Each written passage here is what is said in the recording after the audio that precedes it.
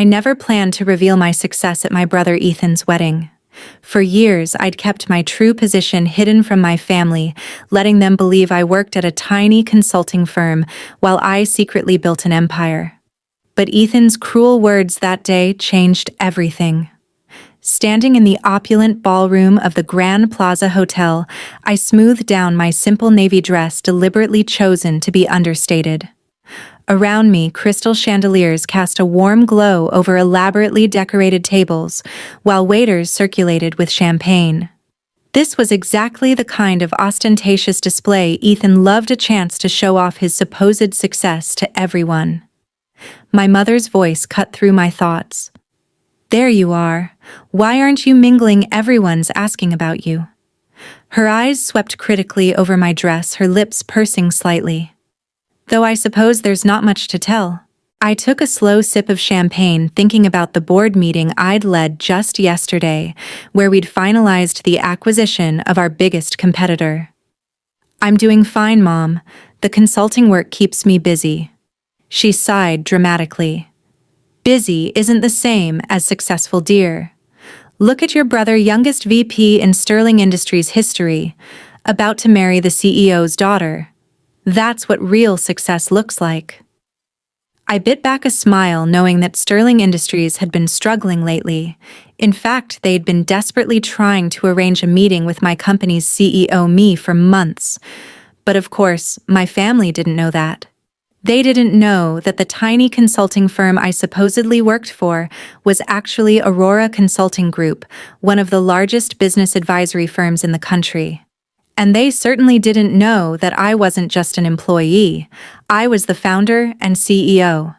Claire, Ethan's booming voice interrupted my thoughts. He strolled over, champagne in hand, his new bride Olivia clutching his arm. Still hiding in corners at parties, some things never change. Olivia giggled, adjusting her designer dress. "Oh, Ethan told me all about your little consulting job. It's so cute that you're trying to make it on your own." I watched them, remembering how different things had been 15 years ago.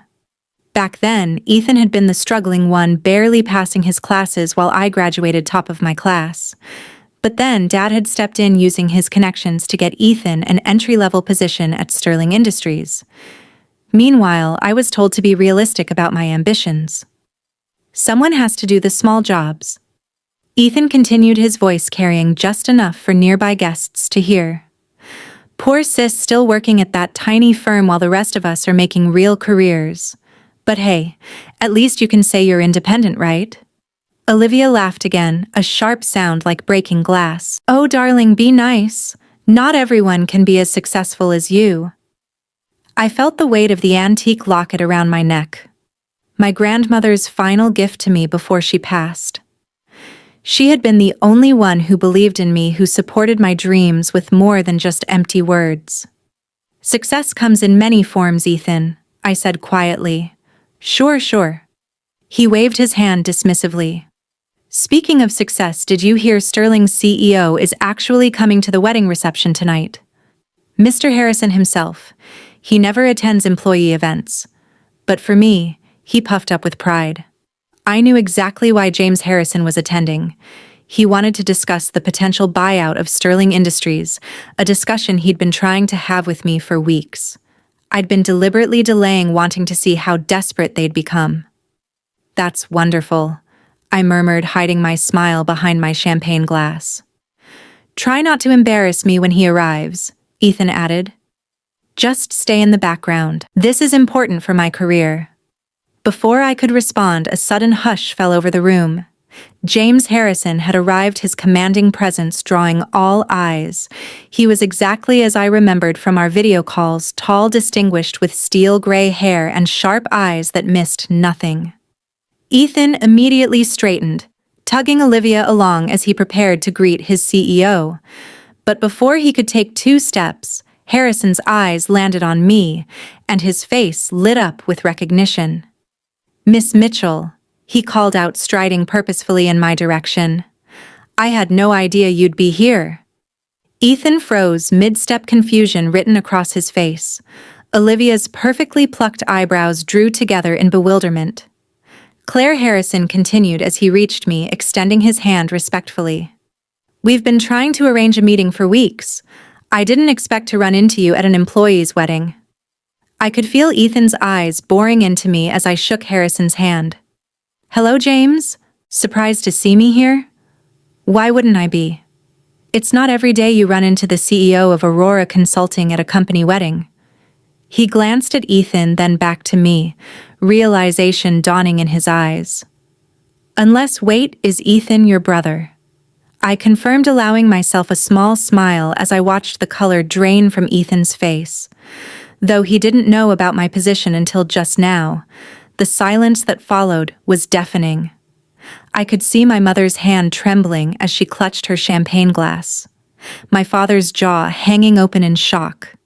But it was Ethan's expression that truly captured the moment, a mixture of disbelief, embarrassment, and dawning horror, as he realized he'd just spent the last hour mocking his boss's boss's boss.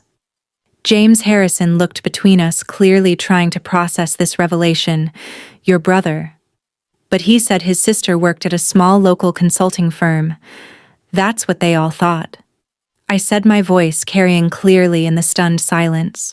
I never corrected them. Olivia's wine glass slipped from her fingers, shattering on the marble floor. The sound seemed to break the spell of silence, and suddenly, everyone was talking at once. But I kept my eyes on Ethan, watching as his carefully constructed world of superiority crumbled around him. This wasn't how I'd planned to reveal my success. But as I stood there watching my family's perception of me shatter like Olivia's wine glass, I realized that sometimes the best moments in life are the unplanned ones. And this was just the beginning. The next few minutes at the wedding reception felt like a carefully choreographed dance of chaos. My mother, always obsessed with appearances, tried desperately to salvage the situation. Claire, darling, she gushed, suddenly appearing at my side. Why didn't you tell us about your position? I took another sip of champagne, savoring the moment. You never asked, Mom. You were all too busy celebrating Ethan's achievements to care about my little consulting job. James Harrison was still standing nearby, looking both amused and uncomfortable. Ms. Mitchell, I had no idea this was a family event for you. Perhaps we could discuss the merger? Ethan interrupted, his face shifting from shock to panic. He grabbed my arm, fingers digging in painfully. What merger? I carefully removed his hand, keeping my voice level. The one where Aurora Consulting is considering buying Sterling Industries. I turned to Harrison. Though, after tonight, I'm having second thoughts about the acquisition. Ethan went pale. Olivia, his new bride, looked like she might faint. But that would make you your boss, I finished for him. Yes, it would. Interesting how life works out, isn't it? My father finally found his voice, pushing through the crowd that had gathered around us. Now wait just a minute. He blustered, his face red. You can't just come here and ruin your brother's wedding with these claims. Harrison cleared his throat. I assure you, sir, your daughter is exactly who she says she is. Aurora Consulting is the largest business advisory firm in the country, and Ms. Mitchell founded it from the ground up. We've been trying to arrange this merger for months. I watched my father's face as the truth sank in. This was the man who had told me 10 years ago that I was dreaming too big when I said I wanted to start my own company. The man who had used every connection he had to help Ethan climb the corporate ladder while telling me to be realistic about my goals. But the money? My mother stammered. All those times you said you couldn't help with family expenses? Oh, you mean like the $50,000 you borrowed from my savings for Ethan's MBA? I kept my voice calm, but I could feel years of resentment bubbling up. The money you never paid back because, and I quote, Ethan needs it more for his future. Olivia stepped forward, her wedding dress rustling. Ethan. Darling, did you know about this? About her company? Of course not, he snapped, then tried to compose himself. She's always been jealous of my success. This must be some kind of mistake. Harrison raised an eyebrow. The only mistake, Mr. Mitchell, was apparently your understanding of your sister's position in the business world. Aurora Consulting's annual revenue is more than Sterling Industries has made in the past 5 years combined. The ballroom had gone completely silent. Every guest was watching our family drama unfold like it was a live theater production. Ethan's perfect wedding was quickly becoming the talk of the corporate world, but not for the reasons he'd hoped. I think I said quietly, "We should continue this discussion somewhere more private." I nodded to Harrison. "James, would you mind giving me a moment with my family?" He nodded graciously and stepped away. I led my family to a private room off the main ballroom, closing the door behind us. The silence was deafening. "How dare you?" Ethan finally exploded. "This is my wedding day. You couldn't just let me have this one thing." I laughed, but there was no humor in it. "One thing? You've had everything handed to you, your entire life. Dad's connections got you into Sterling. Mom's jewelry paid for your MBA. My savings funded your startup attempts. Meanwhile, I built something real, something lasting, completely on my own. We were trying to protect you." My mother insisted, wringing her hands. "The business world is so cruel to women." "No, Mom. You weren't protecting me. You were dismissing me. Every achievement, every milestone, you brushed them all aside because they didn't fit your narrative of who I should be." My father stepped forward, his business instincts finally kicking in. "Now, Claire, let's be reasonable. We're family. Surely we can work something out that benefits everyone. You mean now that you know I'm successful, you want to be part of it?" I shook my head. The merger with Sterling was a courtesy to Harrison. He's a good CEO dealing with a bad board. But after tonight, I met Ethan's eyes. I think it's time for some changes.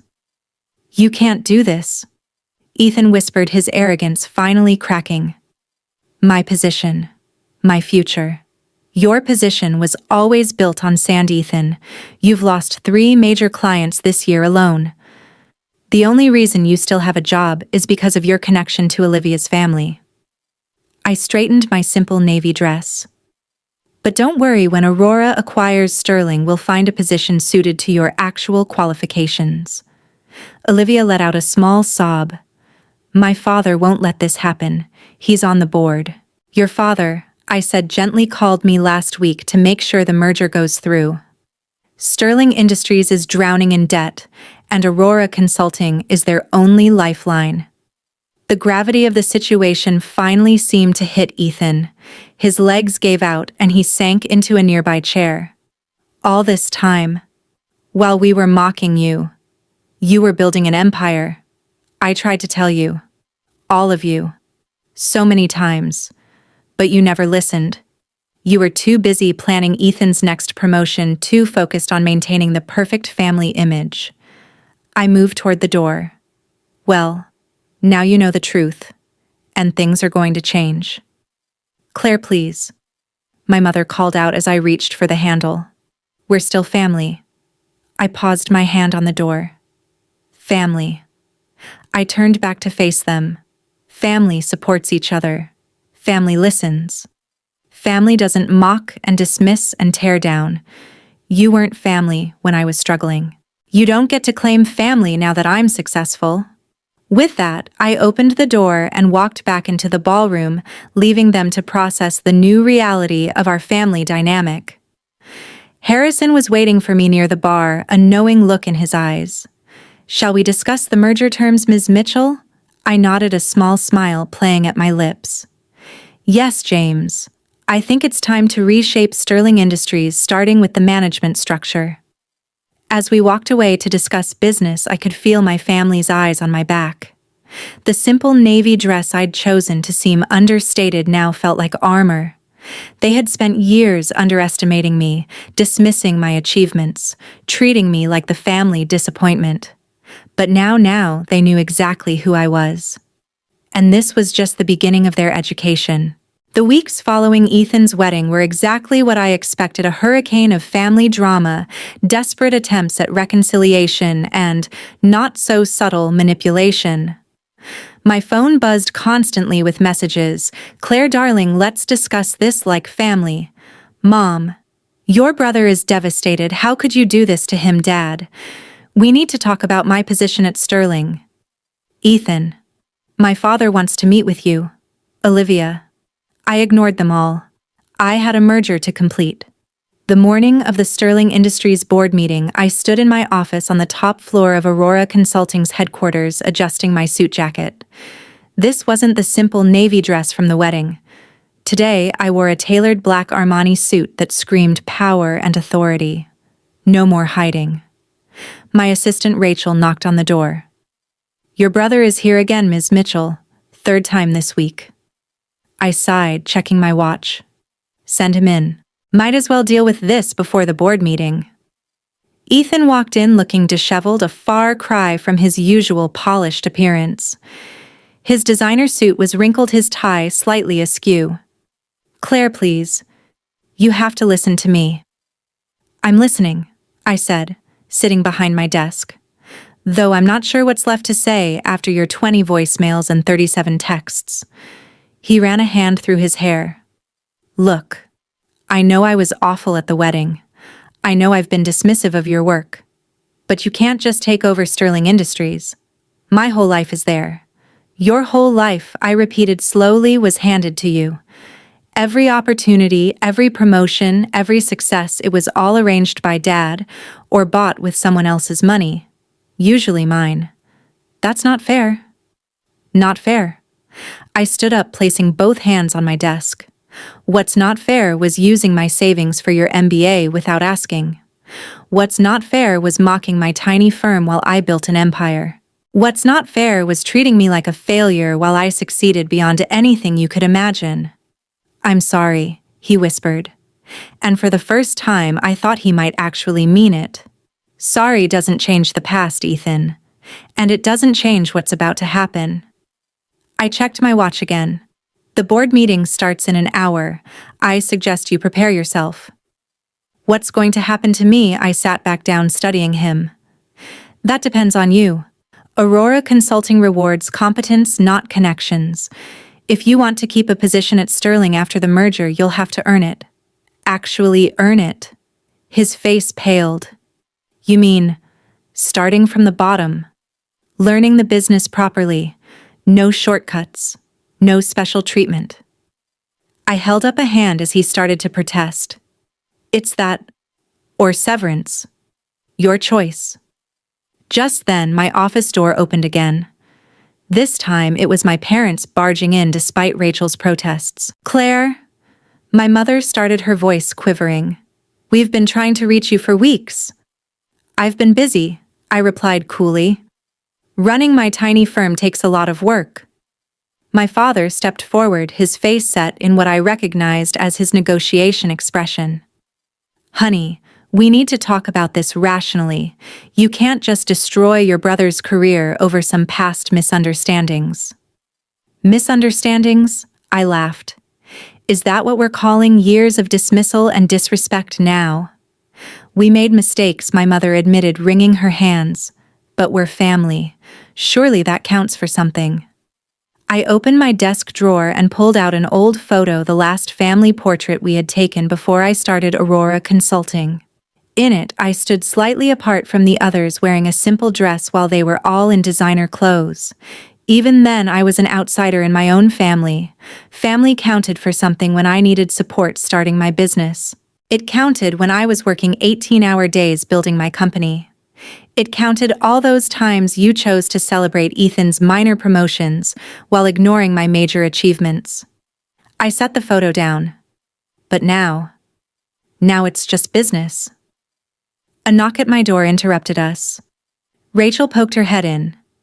Ms. Mitchell, the board is gathering. I stood up, straightening my jacket.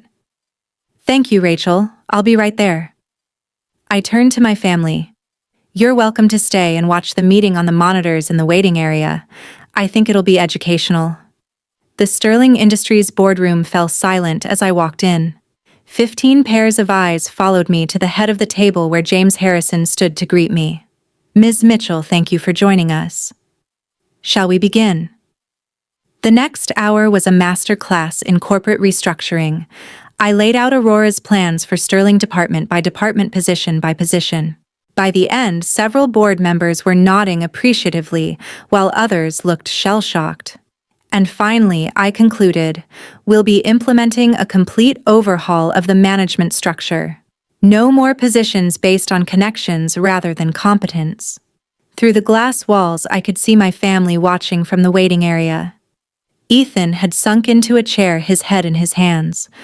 My parents stood rigid, finally understanding the full scope of my power. After the meeting, Harrison approached me. Brilliant presentation as always. Though I have to ask your brother's position. Will be handled fairly, I assured him. If he's willing to work for it, there's a place for him starting in entry-level sales. Harrison nodded approvingly. You're more generous than many would be in your position. This isn't about revenge, I said, gathering my papers. It's about building something lasting. Something real. When I walked out to the waiting area, my family was still there. They looked different now. Smaller somehow. Less intimidating than they'd seemed all those years ago. So that's it? Ethan asked quietly. Everything changes just like that. Everything changed years ago, Ethan. You just didn't notice because you were too busy looking down on me. I turned to my parents. The company will be sending over new employment contracts tomorrow. I suggest you all read them carefully. Claire. My mother stepped forward, tears in her eyes. We were wrong about you. So wrong. Can't we start over? I thought about all the dinners where they'd ignored my achievements, all the family events where they treated me like an afterthought. All the times they'd prioritized Ethan's ambitions over my dreams. Starting over would mean forgetting the past, I said finally. And I don't want to forget. Those years of dismissal and disrespect taught me valuable lessons about self-reliance and determination. They made me who I am. And who are you? My father asked softly. I'm the woman who built a billion-dollar company while you were all too busy mocking her tiny firm to notice. I'm the CEO who just acquired the company you thought was the pinnacle of success. And I'm the daughter who finally stopped seeking your approval and found her own path instead. I started walking toward the elevator, then paused and looked back. The contracts will be here tomorrow. Your choice whether to sign them or not. But either way, things will never go back to how they were. As the elevator doors closed, I caught one last glimpse of my family standing there in the waiting room of the company I built, finally seeing me clearly for the first time. That night in my penthouse office, I took out my grandmother's locket, the one piece of family history I truly cherished. Inside was a small note she'd written years ago. Success isn't about who believes in you at the end. It's about believing in yourself from the beginning. I smiled, thinking about how far I'd come from that overlooked daughter in the family portrait. Ethan's wedding had just been the beginning. Now everyone knew exactly who I was. Not the family disappointment, but the force that had reshaped their entire world. And somehow, that felt better than any revenge could.